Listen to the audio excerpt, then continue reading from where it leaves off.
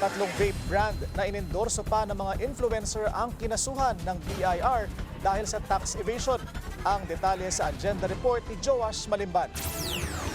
8.7 billion pesos. Ganito na raw kalaki ang buwis na hindi binabayaran ng vape businesses na Flava, Dencat at Flair. Ayon yan sa tax evasion case na isinampa ng BIR sa DOJ ngayong araw. Ayon kay BIR Commissioner Romeo Lumagi, hindi rehistrado ang mga brand na ito at nagbebenta ng vape products na hindi nagbabayad ng excise tax. Ilan sa kanila matatandaang ine-endorso pa dati ng ilang malalaking influencers. Pero ani Lumagi, mula sa pinakamalalaking pangalan hanggang sa pinakamaliliit na resellers, handa nilang sampahan ng kaso kung hindi susunod sa batas. Sisiguraduhin natin na lahat ng whether physical, online stores ay kukunin namin yan, habulin namin, titingnan natin at kukumpiskahin at sasampahan ng kaso whether online or physical stores ang mga binebentahan natin.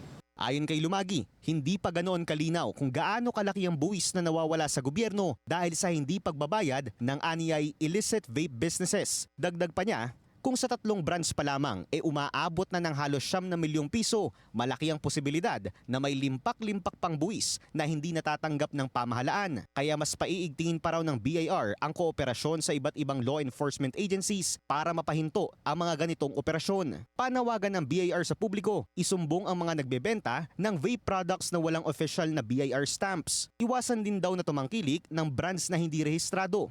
Ang i-raid po namin at ikukumpiska po namin yung mga walang stamps na yung tama raw. Yan po yung nakadikit po dapat sa mga vape products. Kung wala ay huhulihin at masasampahan kayo ng kaso.